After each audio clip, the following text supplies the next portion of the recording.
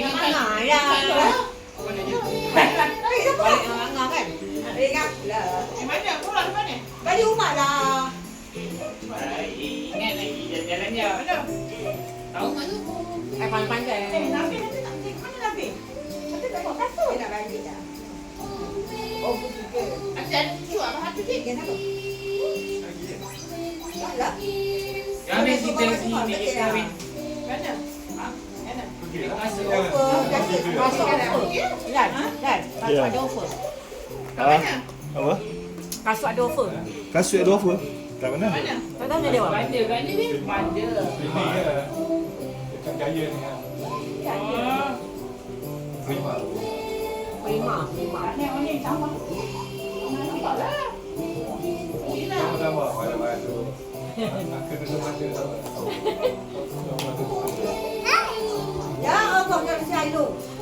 Ni tambah ni. Ayam dia pula. Oh, ayam lagi. Gila. Tambah. Makan Nabi.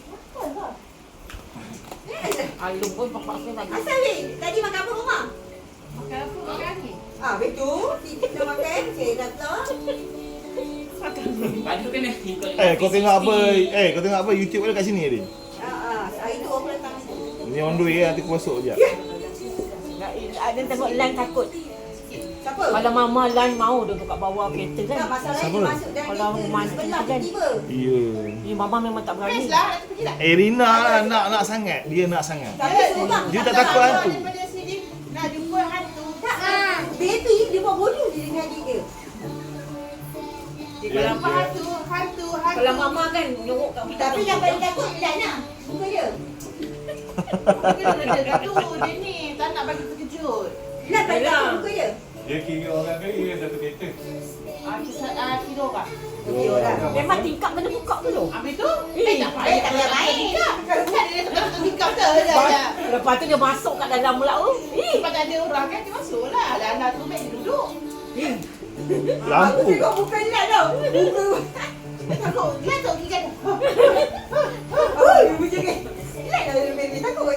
Takut juga mama. Dia dah tak habis. Satu orang berapa bang? Tak ingat. Murah Murah. Dia pun tengok macam apa. Dia takut. Ini gelakkan Lan. Mana? Adam. Tapi boleh pergi je kalau kita nak pergi contoh kan. Tapi macam best tau. Lepas sana ada hotel murah. Okey je ni. Dia masuk takut ya. Tak boleh nak masuk tu pun dia turun. Apa dia? Masuk tu nak masuk tu aku dah jatuh duduk. Takut. Jangan tu okey je. Tapi nasi kau pegang air sapi ni kan? Sebab tak nak bagi dia takut. Dia okey salam? Dia macam boleh salam.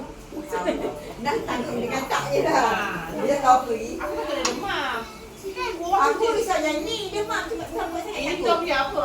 Sebab daripada sini nak sana ni jumpa hantu. Bila jumpa hantu ni, Jumpa takut dah. Lepas tu sebelum masuk, bila nak masuk ni? Dia sampai masuk tu kan? Dia tu susah. Kakak pun dah peluk dia tau. Kakak tu kan rakau situ. Kakak dah takut. Lepas tu yang paling takut dia lebar kat depan tu. Itu. Dia balik dah tiba-tiba muka muncul. Lepas tu kan? Lepas tu lagi tak?